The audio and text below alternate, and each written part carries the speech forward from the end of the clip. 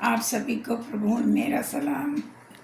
प्रभु ने यह अवसर पुनः दिया है कि हम आपसे वचन से कुछ बातचीत कर सकते हैं। आइए उससे पहले कि हम वचन में जाएं, एक प्रार्थना करते हैं। धन्यवाद यीशु जी, धन्यवाद के साथ आपके चरणों में आते हैं। धन्यवादित है आपके उस प्रेम के लिए, उस दया के लिए, उस अनुग्रह के लिए और उन वायदों के लिए जो आपने हम लोगों से किए हैं, जो आपका पवित्र शास्त्र हमें बताता है। प्यारे प्रभु जी, आपसे विनती है कि आप हम लोगों को अपनी इच्छा के अनुसार इस्तेमाल करें।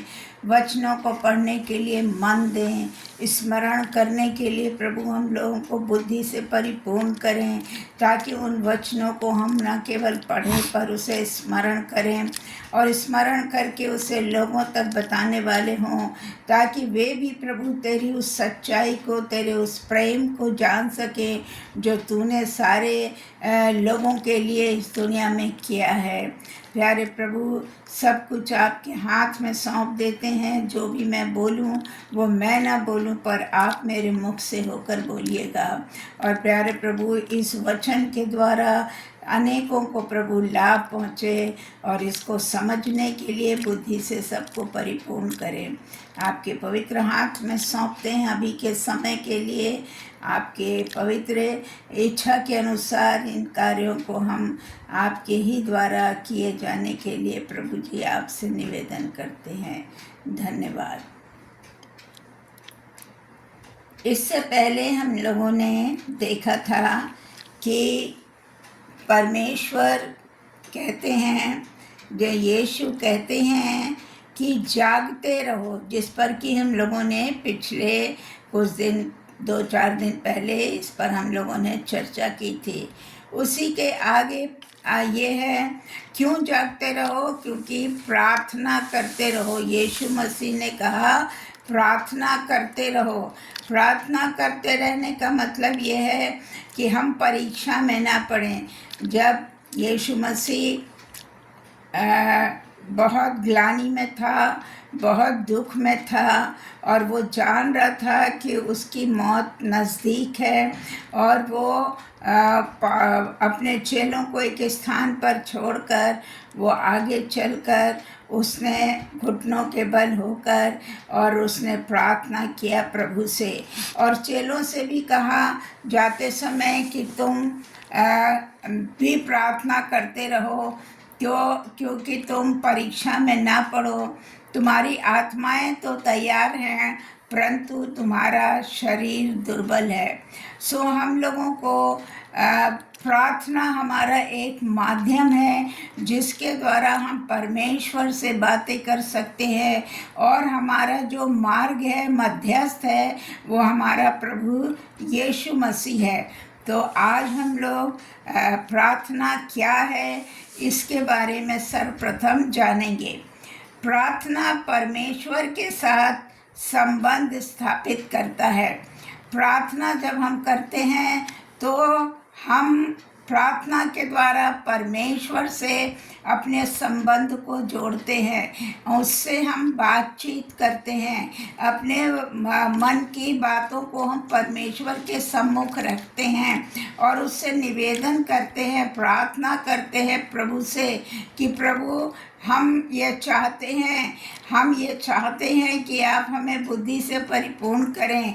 हम आपसे ये चाहते हैं प्रभु कि हम आपके वचन को ज़्यादा से ज़्यादा स्मरण करें, और ये हम बीमारों के लिए प्रार्थना करते हैं, हम अपने परिवार के हर जन के लिए प्रार्थना करते हैं, अपने देश के लिए प्रार्थना करते हैं, अपने उस पदाधिकारियों के लिए प्रार्थना करते हैं जो हमारे इस देश में हैं। हम अपने समस्त पास्टर्स को प्रभु प्रार्थना के द्वारा प्रभु के सम्मुख रखते हैं।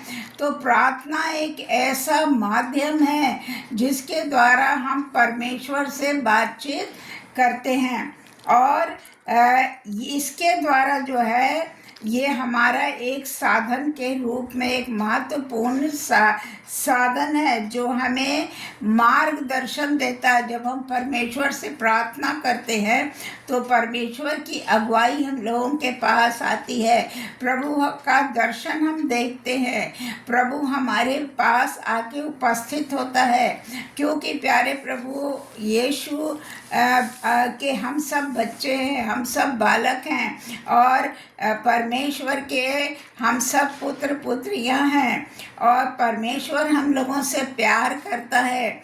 इसलिए जब हम उसे पुकारते हैं, चाहे हम परेशानी में हों, चाहे हम इसी तरह से निवेदन कर रहे हों किसी के लिए, चाहे हम बीमारों के लिए कर रहे हो, परमेश्वर हमारे बीच में उपस्थित होकर हमारे उन निवेदनों को सुनता देखता है और हम लोगों को शक्ति और बल प्रदान करता है, क्योंकि वो हमारा शक्ति और बल प्रदान करने वाला परमेश्वर है। उसका ये वायदा है कि मैं तुमको अपनी सामर्थ और बल और बुद्धि से परिपूर्ण करूँगा।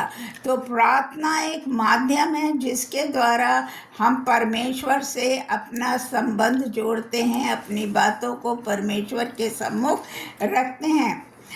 प्रार्थना शब्द जो है वो बाइबल में 650 बार से भी अधिक बार आया है और उसमें इससे हम जान सकते हैं कि प्रार्थना हमारे लिए कितनी ज़रूरी है।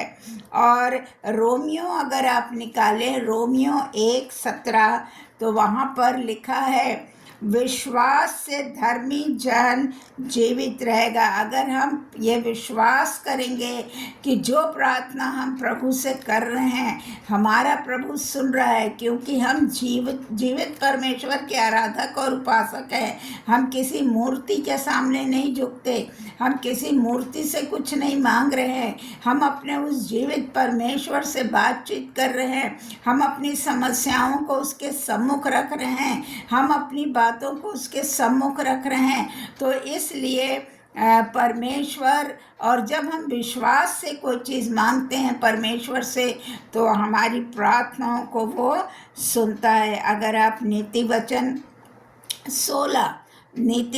16 उसका 29 पद पढ़ें तो वहाँ इस प्रकार से लिखा है, यहोवा दुष्टों से दूर रहता है। जी, दुष्ट लोग कितना भी प्रार्थना करें लेकिन परमेश्वर जल्दी प्रार्थना नहीं सुनता। क्यों? क्योंकि हम अपने हृदय को साफ करके अपने पापों को मानकर उसकी क्षमा प्रभु से नहीं मांगते हैं और हम चाहते हैं कि हम जो कुछ भी कहें वो प्रभु हमारे लिए परमेश्वर करता जाए। तो वो दुष्टों को, क्योंकि वो तो अंतर्यामी परमेश्वर है, वो हमारे हृदय का गुदे का हड्डी मांस मज्जा के जांचने वाला परमेश्वर है। वो जानता है कि हम किस मनसा से प्रार्थना कर रहे हैं और वो दुष्टों की प्रार्थना से जो है बहुत दूर रहता है, परंतु धर्मियों की प्रार्थना को वो क्या करता है? सुनता है। तो इसलिए हमें सर्वप्रथम अपने पापों का अंगीकार करना है और उसको में अगर हमारे पाप हैं तो हमें क्षमा मांगनी है और उनको छोड़ देना है। केवल क्षमा नहीं मांगनी है मुँह से, पर हमें उन कृत्यों को छोड़ देना है जो कि हमारे परमेश्वर ने बिल्कुल हम लोगों को करने के लिए मना किया है। और परमेश्वर, अगर हम इन कार्यों को करते हैं तो हमारा परमेश्वर हमसे नाराज़ होता है। अगर आप मत्ती निकालें, मत्ती उसका 21 अध्याय उसका 22 पद को आप देखिए वहाँ क्या लिखा है, जो कुछ तुम प्रार्थना में विश्वास से मांगोगे वो सब तुमको मिलेगा। देखिए, परमेश्वर का वायदा सच्चा है, वो एक वफादार परमेश्वर है, वो हम उसके बच्चे हैं, वो हमारी चिंता करता है। और उसने कहा यदि तुम विश्वास से कुछ मांगो, ये नहीं कि हमारे होंठ से मुंह से हम बस बोल रहे हैं, नहीं, हमें विश्वास के साथ परमेश्वर से मांगना है। और परमेश्वर से जब हम विश्वास के साथ कुछ मांगते हैं तो वो हमें सब कुछ देता है और हमारी आवश्यकताओं की पूर्ति भी वो करता है। उदाहरण के लिए अगर आप देखें पहला शामुएल उसका पहला अध्याय 27 में एक स्त्री का वर्णन है। उस स्त्री का नाम था हन्ना। हन्ना थी जिसके पास कोई भी संतान नहीं थी, और हन्ना बहुत दुखी रहती थी, और उसको तरह तरह से, आप जानते हैं, जिसके पास संतान नहीं होती, नाते रिश्तेदार और सारे लोग ताने मारते हैं। इसी तरह से हन्ना को भी लोग बोलते रहते थे, और हन्ना बहुत दुखी रहती थी। लेकिन वो परमेश्वर पे विश्वास करती थी, और वो मंदिर में जाकर, परमेश्वर के भवन में जाकर वो रो रो कर प्रार्थना करती थी। और वहाँ का जो याजक एली था वो उसको देखता रहता था, क्योंकि उसके मुख से तो कुछ आवाज़ नहीं निकलती थी, केवल उसके होंठ हिलते थे। वो मन ही मन में बोलकर प्रार्थना करती थी परमेश्वर से। और उसने एक दिन परमेश्वर से एक मन्नत मानी। क्या मन्नत मानी? ये कि यदि तू मुझे पुत्र देगा तो मैं उस पुत्र को दूध छुड़ाने के बाद तेरे भवन में ले जाकर अर्पित कर दूंगी, ताकि वो आजीवन तेरे उस भवन में रहकर तेरे कार्यों को करने वाला हो। और जब वो प्रार्थना कर रही थी, एली उसको रोज़ रोज़ देखता था। एक दिन उससे नहीं रहा गया, और उसने उससे हन्ना से कहा, क्या तूने कुछ पी लिया है कि तू हमेशा इस तरह से बड़बड़ बड़बड़ करती रहती मुंह में, और तेरे मुख से आवाज़ नहीं निकलती है, और तू रोती रहती है? तो उसने बताया कि नहीं, मैंने कुछ नहीं पी रखा है। मैं परमेश्वर से निवेदन और याचना करती रहती हूँ कि परमेश्वर मुझे यदि संतान देगा, यदि प्रभु मुझे संतान देगा तो मैं उसे परमेश्वर के भवन में अर्पित कर दूंगी। और जब एली ने ये बात देखी कि ये तो प्रतिदिन इस तरह से परमेश्वर के आगे बैठ के रोती रहती है, तो फिर क्या हुआ? एली ने उससे कहा कि तू जा, और जाकर तू परमेश्वर से प्रार्थना इतना कर रही है, इसलिए तू कुशल से घर चली जा, और परमेश्वर जो है तुझे मन चाहा वर देगा। एली ने उससे कहा कि तू रोज़ रोज़ रोती है, रोज़ रोज़ इतनी प्रार्थना करती है, और परमेश्वर तू जा घर, और जाकर तुझे परमेश्वर तेरे अनुसार मन चाहा वर तुझे देगा। और उसके बाद उसको एक पुत्र रत्न की प्राप्ति हुई, और अपने वायदे के अनुसार उसने क्या किया? जब उसका दूध छुड़ा दिया गया तो वो फिर उसने उसको ले जाकर परमेश्वर के भवन में अर्पित कर दिया, और एली के पास वो बच्चा रहता था। तो इस तरह से आप देखिए, जब हम विश्वास से कुछ मांगते हैं तो प्रभु हमारी प्रार्थनाओं को सुनता है, क्योंकि प्रभु हमारा सुनने वाला परमेश्वर है। वो बहरा नहीं है, वो मूर्ति नहीं है कि नहीं सुन पाएगा। वो बोलता भी है, देखता भी है, सुनता भी है, और वो हमारी प्रार्थनाओं को सुनता है। देखिए यहाँ पर हन्ना ने मन्नत मानी। कहते हैं कि जब हम मन्नत माने तो उसको अवश्य हमें पूरा करना चाहिए, और हन्ना ने जो है उस मन्नत को पूरा किया। उसने उस बालक को दूध छुड़ाने के बाद परमेश्वर के भवन में ले जाकर छोड़ दिया एली के पास। तो इस तरह से हम देखते हैं कि प्रार्थना के द्वारा हम परमेश्वर से अपनी सारी समस्याओं को, सारी बातों को, सारी परेशानियों को उससे कह सकते हैं, और हम लोगों के लिए भी प्रार्थना कर सकते हैं, क्योंकि हमारा प्रभु जो है उसने ये जिम्मेदारी दी है कि हम लोगों के लिए भी प्रार्थना करें। अब हम देखते हैं कि आखिर प्रार्थना का उद्देश्य क्या है। प्रार्थना का उद्देश्य बहुत ही आसान है। आप जब इसको देखेंगे तो पहले उसमें हमें क्या करना पड़ेगा?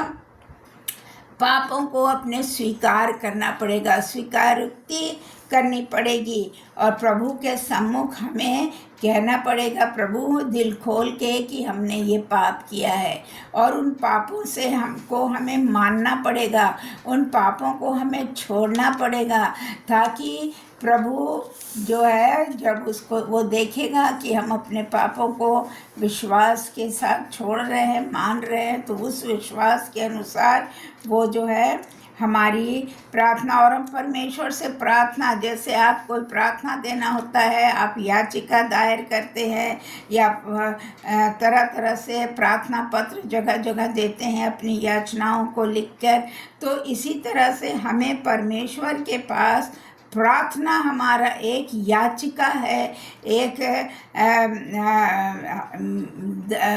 माध्यम है जिसके द्वारा हम उससे प्रार्थना कर सकते हैं।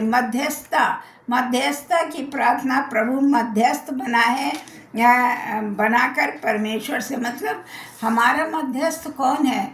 प्रभु यीशु मसीह, जो हमारी प्रार्थनाओं को परमेश्वर तक पहुंचाते हैं और वो हमारी प्रार्थनाओं को स्वयं भी सुनते हैं। तो हमको एक मध्यस्थ की भी आवश्यकता होती है।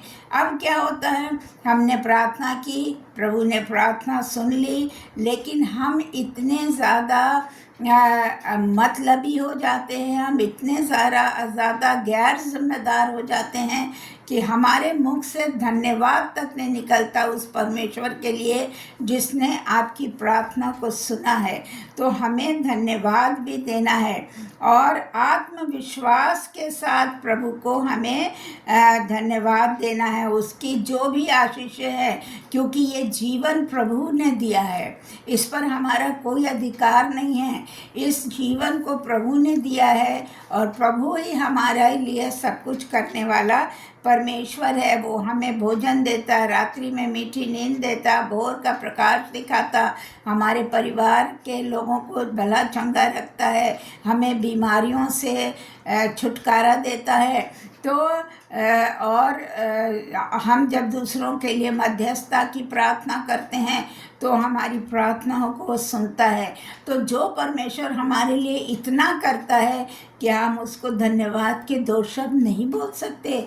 तो हमें परमेश्वर को धन्यवाद देना है अपनी प्रार्थनाओं के माध्यम से कि प्रभु ने हमारी प्रार्थनाओं को सुन लिया है। अगर आप याकूब निकालें, याकूब की पत्री निकालें, उसमें 4 अध्याय, उसका 3रा पद देखिए वहाँ क्या लिखा है, तुम मांगते तो हो पर पाते नहीं। क्यों नहीं मांगते हैं? हम मांगते हैं। आप देखिए, बहुत से लोगों से आप बात करिए, अरे परमेश्वर कहाँ सुनता है, हम तो इतना मांगते हैं। लेकिन हमें अपने को जांचने की आवश्यकता है, क्या हम शुद्ध हृदय से मांग रहे हैं, क्या हम परमेश्वर से सच्चे हृदय से मांग रहे हैं। और इसीलिए जब हम सच्चे हृदय से नहीं मांगते तो हम अपनी बुरी इच्छा को लेकर मांगते हैं, अरे फला को ये हो जाए, फला को वो हो जाए, और इस तरह से बहुत सारे अपशब्द हम दूसरों के लिए प्रयोग करते हैं। तो क्या होता है, परमेश्वर हमारी प्रार्थनाओं को नहीं सुनता, क्योंकि वो इस तरह की प्रार्थनाओं को सुनता ही नहीं है। और फिर क्या होता है, और अगर परमेश्वर आपके लिए कुछ प्रार्थना सुन के करता भी है तो हम उसका धन्यवाद देना तो दूर, हम अब उन चीज़ों को जब प्राप्त कर लेते हैं तो अपने भोग विलास में उड़ाना शुरू कर देते हैं। तो इसलिए परमेश्वर जो है बहुत दुखी होता है। इसीलिए कभी कभी जब हम मांगते हैं तो हमारी प्रार्थनाओं को वो उत्तर नहीं देता है। इसमें बाइबल में इसके अनेक उदाहरण हैं जबकि परमेश्वर ने लोगों की बातों को सुना। और उसमें हम आपको पहला बताएंगे, निर्गमन 33 निकालिए, उसके 12 से 33 तक अगर आप पढ़ेंगे तो वहाँ पर आप देखेंगे कि परमेश्वर ने मूसा से बात की। जब मूसा वहाँ गया तो चूँकि परमेश्वर में इतना तेज था, उसमें इतनी रोशनी और इतनी गर्मी और इतना प्रकाश था कि मूसा उसको फेस टू फेस नहीं देख सकता। इसलिए उसने परमेश्वर की पीठ देख के और वो गया, क्योंकि उस तेज को वो बर्दाश्त नहीं कर सकता था। इसी तरह से आप देखिए अब्राहम के बारे में आप जानते हैं कि परमेश्वर ने अब्राहम से कैसे बातचीत किया।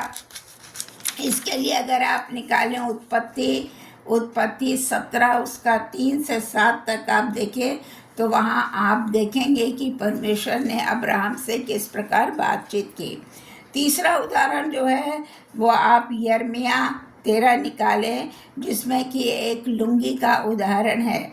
यह यिर्मयाह की परमेश्वर से बातचीत होती है और उस बातचीत को आप इनमें पढ़ सकते हैं, क्योंकि एक लंबा विषय है इसलिए हम आपको इसके रेफरेंसेस आप बताते हैं। चौथा जो है वो क्या है, यीशु ने परमेश्वर की से बात किया और यीशु ने भी परमेश्वर से बात की। अगर यूहन्ना 17:5 और 15 देखें तो वहाँ भी उसने बातचीत किया यीशु ने परमेश्वर से। और उस समय भी, जिस समय की उसके पर बहुत दुख की घड़ी थी और उसे लग रहा था कि लोग उसे मारेंगे, मार डालेंगे, और वो परमेश्वर से बातचीत करता है और कहता है प्रभु यदि हो सके तो ये कटोरा मुझसे हट जाए। लेकिन फिर भी उसने परमेश्वर को प्राथमिकता दी और कहा लेकिन मेरी नहीं तेरी मर्जी पूरी हो। और ये इस तरह से प्रभु यीशु भी परमेश्वर से उसने भी बातचीत की, प्रार्थना किया। पांचवा जो है कलीसिया के साथ परमेश्वर की बातचीत। अंताकिया की कलीसिया के साथ परमेश्वर ने बातचीत की, जो आपको प्रेरितों 13:2-3 में देखने को मिलेगा। तो इस तरह से देखिए बाइबल में बहुत सारे उदाहरण हैं जिसमें कि लोगों के साथ परमेश्वर ने बातचीत किया। अब बहुत बार ये सुनने को मिलता है हम लेट के प्रार्थना करें, हम बैठ के प्रार्थना करें, हम खड़े होकर प्रार्थना करें। तो ये प्रार्थना करने की मुद्राएं हैं कि आप कैसे, इसके लिए भी अगर आप देखें तो पहला अगर हम चलते हैं तो देखें बैठकर प्रार्थना करना। बैठकर भी आप प्रार्थना कर सकते हैं। दाऊद ने परमेश्वर के सामने बैठकर प्रार्थना किया। दाऊद ने परमेश्वर के सामने बैठकर प्रार्थना किया। दूसरा शामिल आप इसके लिए देखें उसका 7 अध्याय और 18 से 22, जहाँ पर आप इस वर्णन को पढ़ सकते हैं। इसके बाद दूसरा है खड़े होकर प्रार्थना। खड़े होकर भी आप परमेश्वर से प्रार्थना कर सकते हैं। इसकी कोई बाध्यता नहीं है कि आप प्रार्थना इसी तरह से करें जो आपको लगता है कि हमें परमेश्वर से ऐसी प्रार्थना करनी है, आप इस तरह से करें। अगर आप मरकुस को निकालें उसका 11 अध्याय उसका 25 पद देखें तो वहाँ पर आपको ये उदाहरण देखने को मिलेगा। तीसरा है घुटने टेक कर, घुटने के बल, मतलब नम्र होकर घुटने के बल हम घुटने पर प्रार्थना कर सकते हैं। जैसा यीशु ने जैतून के पर्वत पर घुटने टेक कर प्रार्थना किया परमेश्वर से, और अपने पकड़वाए जाने से पहले उसने किया, जो कि मैंने आपको बताया भी है। चौथा है लेट कर प्रार्थना। चौथा है लेट कर प्रार्थना। यीशु गतसमनी बाग में मुंह के बल गिरकर, औंधे मुंह गिरकर लेट कर उसने प्रार्थना की, हे पिता यदि हो सके तो ये कटोरा मुझसे टल जाए, परंतु जैसा मैं चाहता हूँ वैसा नहीं, परंतु जैसा तू चाहता है वैसा ही हो। मरकुस अगर आप निकालें उसका 26-39 में आप इसे देख सकते हैं। पांचवा जो है वो है सार्वजनिक रूप से। सार्वजनिक मतलब बहुत सारे लोगों को, सबके लिए प्रार्थना करना। 1 तीमुथियुस 2:8 में हम लोग सार्वजनिक रूप से हाथ उठाकर प्रार्थना कर सकते हैं। हाथ उठाने का मतलब हम परमेश्वर को महिमा दे रहे हैं और हाथ उठाकर हम प्रार्थना कर सकते। इसलिए मैं चाहता हूँ कि हर एक पुरुष बिना क्रोध, जब हम प्रार्थना करें तो हमारे मन में किसी के लिए क्रोध नहीं होना चाहिए, है ना। ये परमेश्वर का वचन बताता है कि यदि तेरे भाई से तेरा बैर हो तो अपना जो भी तू सामान लेकर आया है यहाँ अर्पित करने को भवन में, उसको वहीं पर रख दे। पहले जा अपने भाई से मेल कर और उसके बाद ही उसका वो ग्रहण होगा। तो इसलिए हमको हर एक व्यक्ति को जो है वो परमेश्वर से बहुत अच्छे हृदय से, बिना किसी क्रोध के, बिना किसी वाद विवाद के, पवित्र हाथों को उठाकर हमें प्रार्थना करना चाहिए। तो क्योंकि परमेश्वर भी अपने हाथ को बढ़ाता है और हाथ बढ़ाकर ही उसने आशीष दी। और अब आगे के वचनों में हम जब बातचीत करेंगे तो हम आपको इसके बारे में भी आगे ले चलेंगे, बताएंगे। छठा जो है, निजी तौर पे कहा है ना कि तो प्रार्थना करे तो अपनी कोठरी में जा बंद करके और वहाँ पर प्रार्थना कर। तो मत्ती 6:6 में है, जब तू प्रार्थना करे तो अपनी कोठरी में जा और द्वार बंद करके अपने पिता से जो गुप्त में है प्रार्थना कर, और तेरा पिता जो गुप्त में देखता है तुझे प्रतिफल देगा। जी, जब आप प्रार्थना करेंगे तो प्रभु आपको प्रतिफल देगा। तो इस तरह से आपने देखा कि हमको प्रार्थना क्यों करनी चाहिए, प्रार्थना से हमें क्या लाभ है। प्रार्थना हमारा एक माध्यम है जिससे हम अपनी बात परमेश्वर से कह सकते हैं। और जब हम प्रार्थना करते हैं तो परमेश्वर हमें दर्शन देता है, हमसे बातचीत करता है, मूसा, अब्राहम और इनकी तरह से, और अन्य भाषाओं के माध्यम से भी वो हमसे बातचीत करता है।